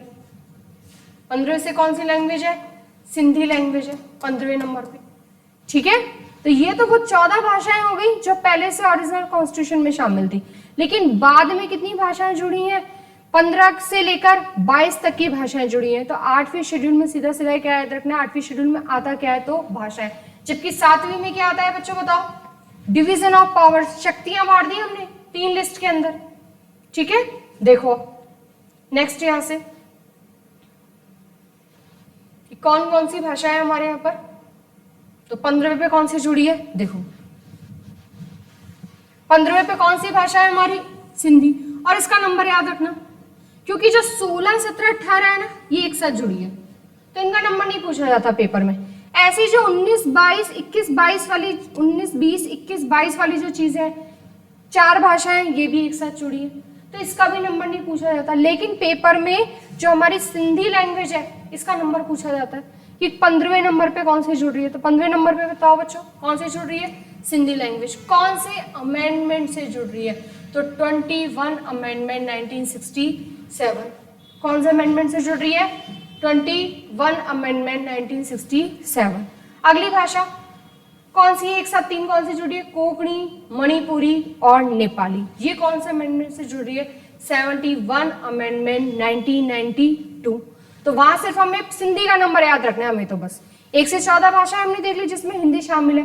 इंग्लिश अभी तक कहीं भी नहीं आई है, तो इंग्लिश जो लैंग्वेज है वो 8वीं, जो हमारी 8वीं अनुसूची है, 8 शेड्यूल है, उसके अंदर शामिल नहीं होती है। तो 15वें पे सिंधी, बताओ कौन से अमेंडमेंट से, 21 अमेंडमेंट 1977, 21वां संविधान संशोधन 1967। कई बार सीधा ईयर पूछ लेते हैं कि सिंधी भाषा कौन से वर्ष जुड़ी, आगे का नंबर नहीं पूछते पेपर में, तो 67। तीनों की तीनों एक साथ जुड़ी है, तो इसका नंबर इंपॉर्टेंट नहीं है हमारे लिए। हमें ये याद रखना है तीनों एक साथ कौन कौन सी है, कोंकणी, मणिपुरी और नेपाली। कौन से अमेंडमेंट से, 71 अमेंडमेंट 1992 से। अगली और कौन कौन सी जुड़ी है, बोडो, डोगरी, मैथिली और संथाली। कौन कौन सी है बच्चों, बोडो, डोगरी, मैथिली और संथाली। ये याद रखना, ये चारों एक साथ जुड़ी हैं। और ये चारों कौन से अमेंडमेंट से जुड़ी हैं, तो चारों की चारों 92 अमेंडमेंट 2003, 92वां संविधान संशोधन 2003 से जुड़ी है ये सारी की सारी। अब सवाल कैसे कैसे पूछे हुए कि बोडो जो भाषा है ये कहां पर बोली जाती है, तो बच्चों ये कहां बोली जाती है, असम में। एनटीपीसी का आया हुआ सवाल है ये कि बोडो लैंग्वेज किस स्टेट में बोली जाती है, तो किसमें, अब से हमें याद रखना है बोडो भाषा किसमें बोली जाती है, असम में। देखो सवाल पैटर्न, सवाल जो है वो इसी पैटर्न से निकल रहे हैं, ऐसा नहीं कि कुछ एक्स्ट्रा सवाल आते हैं पेपर में। बस ये होता है कि हम उन चीजों को डीप नहीं पढ़ते हैं, हमने सीधा क्या याद रख दिया, बोडो, डोगरी, मैथिली, संथाली, 92 अमेंडमेंट 2003, यहां तक याद कर दिया। लेकिन इससे भी तो नेक्स्ट लेवल का सवाल बन सकता है पेपर में, वो कैसे बनेगा, तो बोडो भाषा कौन से स्टेट में बोली जाती है, असम में। एनटीपीसी में पूछा हुआ सवाल है ये। डोगरी भाषा कहां बोली जाती है, जम्मू कश्मीर में बोली जाती है बच्चों। CHSL 2019 का आ रखा है सवाल कि डोगरी भाषा कौन से स्टेट में बोली जाती है, जम्मू कश्मीर में। मैथिली कहाँ बोली जाती है? बिहार में। मैथिली कहाँ बोली जाती है बच्चों? बिहार में। और संथाली, संथाली तो बहुत इंपॉर्टेंट है। तो संथाली भाषा मेनली कहाँ बोली जाती है? तो संथाली मेनली बोली जाती है असम हो गया, ठीक है, मिजोरम वाला हिस्सा हो गया, असम, मिजोरम, मेघालय, बिहार, कुछ कुछ झारखंड वाला भी हिस्सा होता है, ठीक है, झारखंड और बिहार, यहां पर बोली जाती है संथाली भाषा, ठीक है। तो चार कौन कौन सी जुड़ी है लास्ट में? बोडो, डोगरी, मैथिली, संथाली। कौन सा अमेंडमेंट से? 92 अमेंडमेंट 2003। बोडो कहाँ बोली जाती है? असम में। डोगरी कहाँ बोली जाती है? जम्मू कश्मीर में। CHSL 2019 का सवाल है ये। मैथिली कहाँ बोली जाती है? बिहार में। संथाली कहाँ बोली जाती है? असम हो गया, त्रिपुरा हो गया, मेघालय हो गया, मिजोरम हो गया, झारखंड हो गया, बिहार। लेकिन इस संथाली के बारे में आपको दो बातें और याद रखनी है कि जो संथाली भाषा है हमारी, ठीक है, जो लास्ट नंबर वाली भाषा है, ये किसके अंदर आती है? तो ये मुंडा लैंग्वेज है। कैसी लैंग्वेज है? Munda. Santhali is a Munda language. क्या चीज है ये मुंडा? तो देखो हर लैंग्वेजेस के ना ग्रुप बने हुए होते हैं, और ये जो संथाली लैंग्वेज है ये ऑस्ट्रो एशियन का पार्ट है। किसका पार्ट है? ऑस्ट्रो एशियन, ठीक है, ऑस्ट्रो एशियन इसका पार्ट है, याद रखना, एशियन। और इसी ऑस्ट्रो एशियन के जो हिस्से इसके अंदर टोटल लैंग्वेजेस आती है 168, ठीक है। तो इतना डीप नहीं पूछ सकता, लेकिन ये तो पूछ सकता है कि संथाली लैंग्वेज कौन से किस लैंग्वेज का हिस्सा है, तो वो ऑस्ट्रो एशियन लैंग्वेज का हिस्सा है। ये SSC का आया हुआ सवाल है 2019 से पहले वाले पेपर में। और इस ऑस्ट्रो एशियन का ही एक हिस्सा है मुंडा, तो हम बोल सकते हैं Santhali is a Munda language. Santhali क्या है? मुंडा भाषा है। और मुंडा में भी किसकी है? तो ये मुंडा पार्ट किसका है? मुंडा निकल कर कहां से आया? तो ऑस्ट्रो एशियन, यानी कि संथाली कौन सी लैंग्वेज फैमिली का पार्ट है? तो ऑस्ट्रो एशियन लैंग्वेज का। ये फैक्ट आपको याद रखना है। देखो ये सारे सवाल ना कहीं हमारे SSC का एग्जाम हो, दिल्ली पुलिस का हो, हमारा रेलवे का एग्जाम हो, ठीक है, टॉपिक तो एक ही है। हर पैटर्न में हर जगह से क्या हो रहे हैं? नए सवाल निकल रहे हैं। तो आपको याद रखना है बोडो असम में, डोगरी जम्मू कश्मीर, मैथिली बिहार, संथाली झारखंड, बिहार, असम, त्रिपुरा, जो भी उसके आसपास का एरिया वहां पर थोड़ी थोड़ी जगह बोली जाती है। स्पेशली जो संथाली और खासी है वो कहाँ मानी जाती है? मेघालय में मानी जाती है। ये संथाली जो लैंग्वेज है वो कौन सी है? मुंडा लैंग्वेज है। और ये मुंडा निकल कर आया किसका हिस्सा? ये संथाली और मुंडा है पार्ट किसके? कौन सी लैंग्वेज फैमिली का हिस्सा ही है? तो कौन सी है बच्चों? Austro Asian. याद रखना है यहाँ से। ये सारी बातें किसके बारे में हो गई है? हमारी लैंग्वेजेस। लेकिन इसके अलावा भी बच्चों कुछ हमारी क्या होती है? क्लासिकल लैंग्वेज होती है, ठीक है। उसकी बात भी हम किस में करेंगे? 8वीं में, क्योंकि 8वीं अनुसूची में हमें सिर्फ और सिर्फ भाषाओं के बारे में बात करना है। तो ये तो वो भाषाएं जो हमारे कॉन्स्टिट्यूशन में जुड़ी है, ठीक है। लेकिन इनमें से भी कुछ भाषाओं को क्लासिकल लैंग्वेज यानी कि शास्त्रीय भाषाओं में शामिल किया गया। क्या होती है क्लासिकल लैंग्वेज? तो ऐसी लैंग्वेज जिसके अंदर बहुत पुराने सालों से हमारे क्या लिखे गए हैं? बहुत ज्यादा ग्रंथ बने हुए हैं, ठीक है। तो देखो बच्चों हमने कौन सी शेड्यूल कंप्लीट करी है? हमारे यहाँ से 8, लेकिन 8वीं भी अभी पूरी तरह से खत्म नहीं हुई है। 8वीं में आपको क्या बता रही हूँ कि हमारी क्लासिकल लैंग्वेज, ठीक है, क्लासिकल लैंग्वेज यानी कि शास्त्रीय भाषाएं। तो 8वीं अनुसूची में सारी बात भाषाओं की हो रही है। और शास्त्रीय भाषाएं कौन सी? जिनमें हमारे क्या लिखे हुए हैं? प्राचीन ग्रंथ लिखे हुए हैं। तो यहाँ से हमें याद रखना है कि वर्तमान में हमारी कितनी शास्त्रीय भाषाएं हैं? तो बच्चों कितनी है? 11, ठीक है। ये 11 हुई कब से? अभी ज्यादा पुराना सवाल नहीं है ये। 3 अक्टूबर 2024 को। पहले कितनी थी? 6। और यानी कि 3 अक्टूबर 2024 को पहले से 6 भाषाएं थी और हमने कितनी और जोड़ दी? 5। यानी कि अब कितनी भाषाएं हो गई हैं बच्चों? हमारे पास 11 भाषाएं हो गई हैं, ठीक है। तो क्लासिकल लैंग्वेज क्या हो गई? समझ गया कि जितने भी हमारे जो ग्रंथ हैं जो सबसे ज्यादा किस लैंग्वेज में लिखे हुए हैं, तो उनको हम क्या कर देते हैं? एक स्पेशल चीज दे देते हैं। तो उन्हें हम क्या बोल देते हैं? क्लासिकल लैंग्वेज, शास्त्रीय भाषा। जो टोटल कितनी है? 11। नई पूछे कि नई कितनी जुड़ी है? तो नई तो 5 ही जुड़ी है। और कब जुड़ी है? अक्टूबर 2024 में जुड़ी है। तो ये करंट का भी सवाल बन सकता है यहाँ से हमारे लिए। वो 5 भाषाएं कौन कौन सी है? मराठी, पाली, प्राकृत भाषा, असमिया और बंगाली। ये पांचों भाषाएं हैं जो अभी जुड़ी हैं, ठीक है। किसके अंदर जुड़ी है? तो क्लासिकल लैंग्वेज में ऐड हुई है। ये क्या काम है इसका हमें क्लासिकल लैंग्वेज में, कि अब से हम हमारे पार्लियामेंट में क्या कर सकते हैं, ये पांचों भाषाएं भी यूज कर सकते हैं साथ में बोलने के लिए, ठीक है। तो पहले कितनी भाषाएं थी? 6, अब टोटल कितनी हो गई? 11। 5वीं कब जुड़ रही है? 5 की 5 3 अक्टूबर 2024। और 5 नई के नाम याद रखने हैं, क्योंकि नए से सवाल बनेगा हमारे यहाँ, मराठी, पाली, प्राकृत, असमिया और बंगाली, ठीक है बच्चों। नेक्स्ट देखो, और पहली क्लासिकल लैंग्वेज हमने किसको बनाई थी? तमिल को। तमिल भाषा कब? 2004। तो पहली याद रखनी है। और नई अभी कितनी जुड़ी है?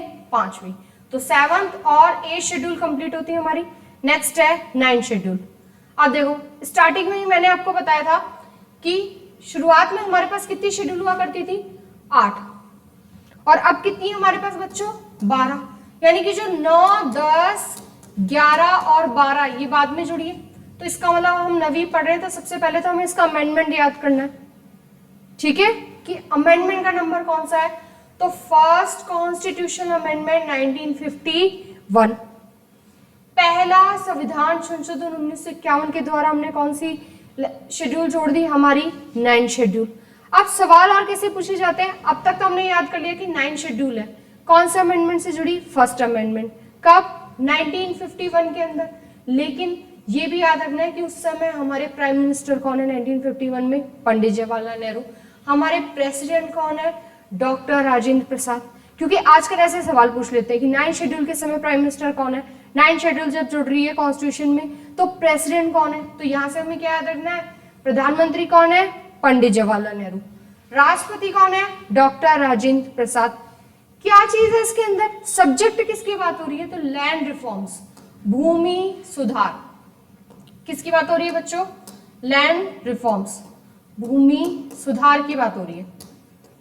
जब स्टार्टिंग में शुरू में जब ये शेड्यूल बनी थी तब इसके अंदर रखे गए थे 13 सब्जेक्ट। कितने? 13।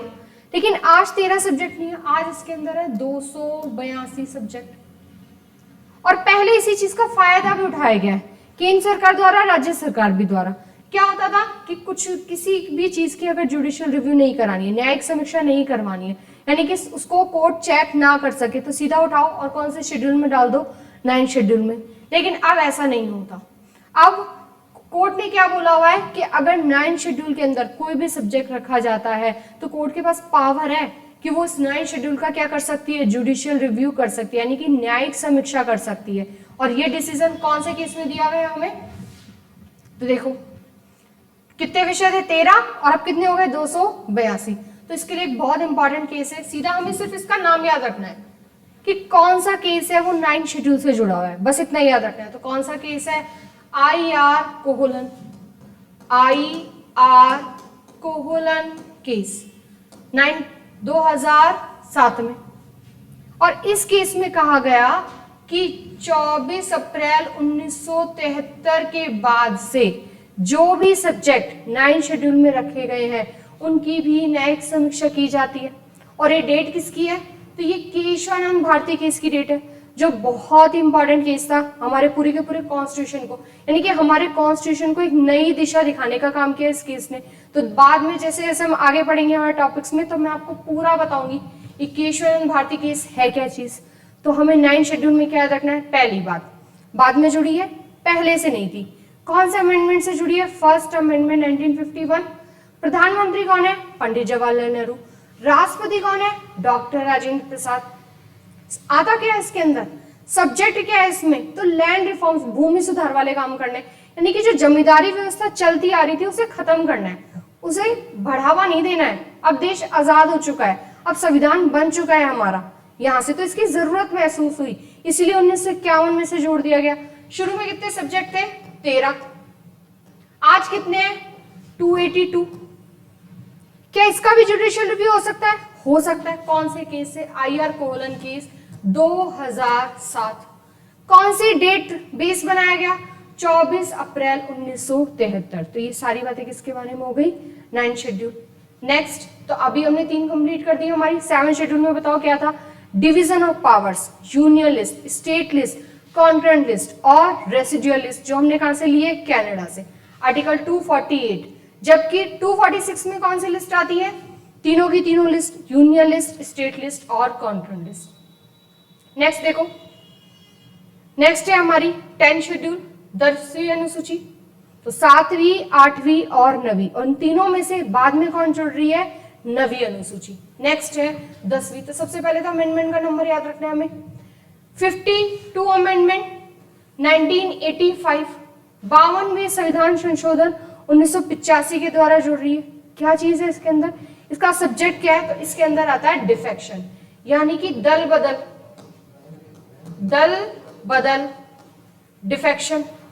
और इस दल बदल के लिए कानून बना हुआ है बच्चों 1985, याद रखना आप यहां से 1985। तो 10 शेड्यूल कब जुड़ रही है, 52वें संविधान संशोधन 1985 द्वारा जुड़ रही है। कौन से आर्टिकल से रिलेटेड करती है ये, 102(2) से और 91(2). ठीक है, किसकी बात हो रही है, तो मान लो कोई भी व्यक्ति हो, किसी पार्टी का सदस्य हो चुका है और वो अपनी मर्जी से क्या कर रहा है, सदस्यता को, मेंबरशिप को छोड़ रहा है, तो ऐसे में हम उसे डिस्क्वालीफाई कर सकते हैं। ये पावर है हमारे पास, कौन से एक्ट से, इस 1985 के एक्ट से जो डिफेक्शन के लिए बनाया गया है। तो 10वीं अनुसूची में हमें क्या याद रखना है, दल बदल यानी कि डिफेक्शन बेस। कौन से अमेंडमेंट से, 52 अमेंडमेंट 1985। और इसके लिए कानून बनाया गया है, जो कब बनाया गया है, 1985 में। क्या करना है हमें इस कानून में, कुछ नहीं करना, जितने भी हमारे संसद के यानी कि एमपी और जितने भी हमारे विधानसभा के यानी कि हमारे एमएलए, इन लोगों की मेंबरशिप पर इन्हें क्वालिफाई रखना है कि डिसक्वालीफाई करना है। ये बात किसके अंदर है, 10वीं अनुसूची के अंदर है। तो आपको पता चल गया डिफेक्शन, लेकिन डिफेक्शन किसका, तो एमपी और एमएलए की मेंबरशिप को रखना है कि उन्हें डिसक्वालीफाई करना है। ये सारी बात किसके अंदर पर करेंगे हम बच्चों, 10वीं अनुसूची में। और इसके लिए लॉ कब बनाया गया, हमारा जो अधिनियम है, एक्ट कब का बना हुआ है, 1985 का। उसके बाद नेक्स्ट कि डिसीजन कौन करेगा, भाई डिसक्वालीफाई तो करना है, लेकिन डिसीजन किसके हाथों में होगा, तो डिसीजन किसके हाथों में होगा,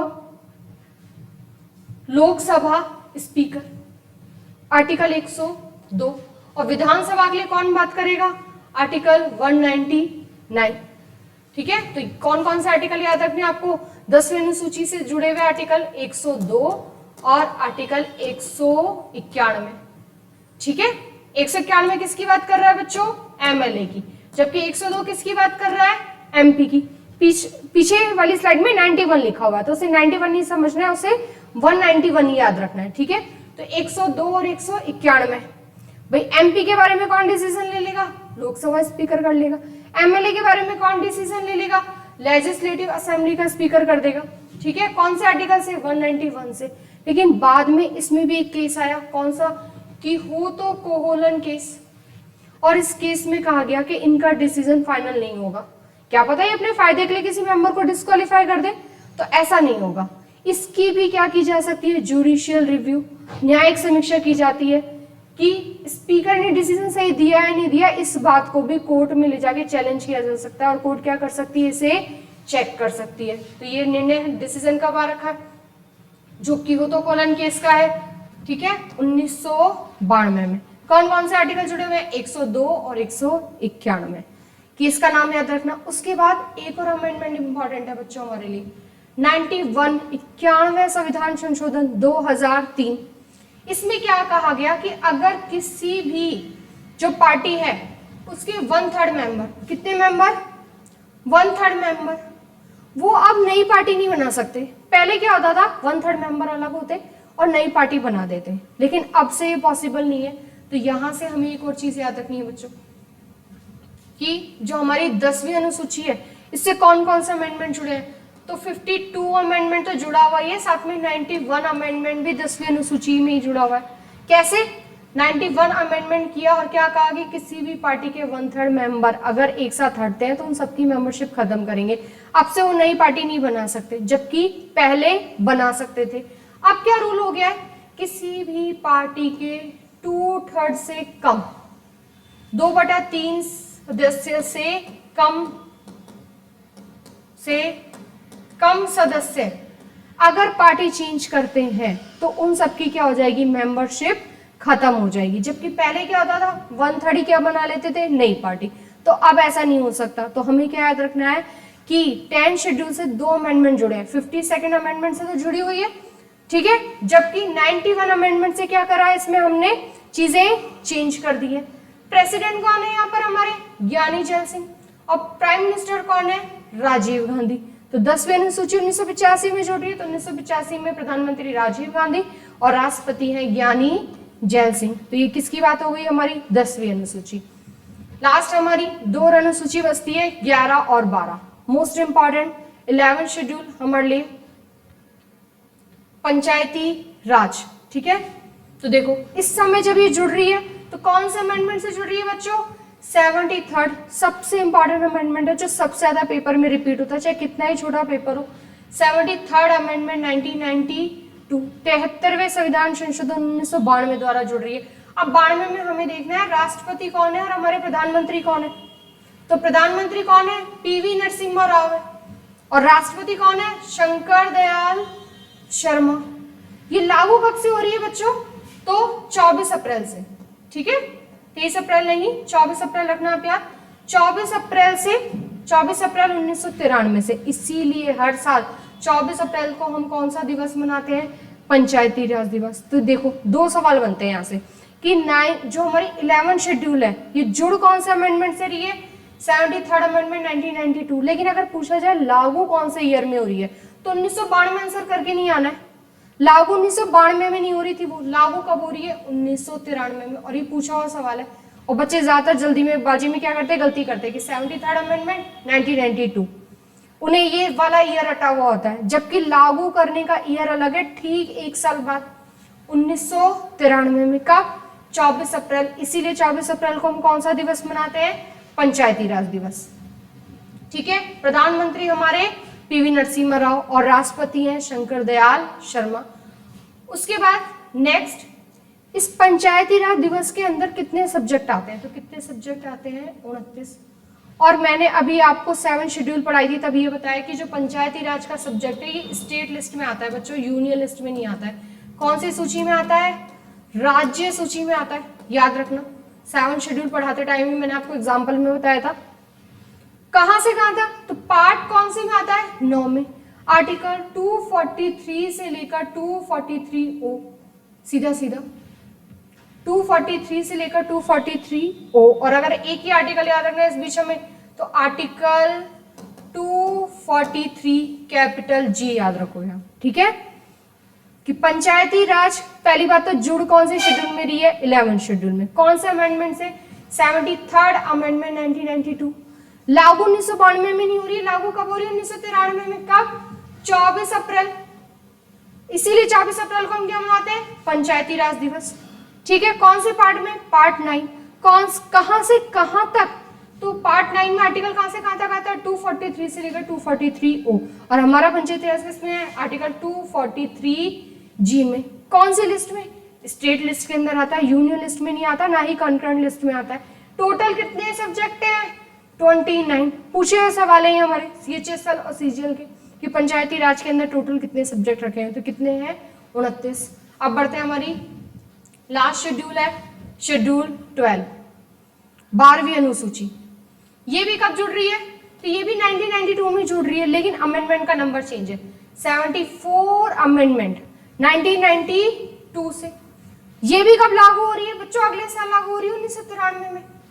इसका भी ईयर 1 साल बाद वाला है। अब देखो अमेंडमेंट का ईयर तो सेम है, 1992, तो प्रधानमंत्री और राष्ट्रपतियों के नाम सेम ही रहेंगे 11वीं और 12वीं में। पीवी नरसिम्हा राव और राष्ट्रपति कौन है, शंकर दयाल शर्मा। उसके बाद म्युनिसिपैलिटीज, हमारी नगर पालिका, ठीक है। जितनी भी हमारी नगर पालिका है, वो नगर पालिका की बात हम किसके अंदर करेंगे, म्युनिसिपैलिटीज की बात हम किसके अंदर करेंगे, 12वीं अनुसूची में करेंगे। जबकि 11वीं अनुसूची में हम किसकी बात करते हैं, पंचायती राज की, ठीक है।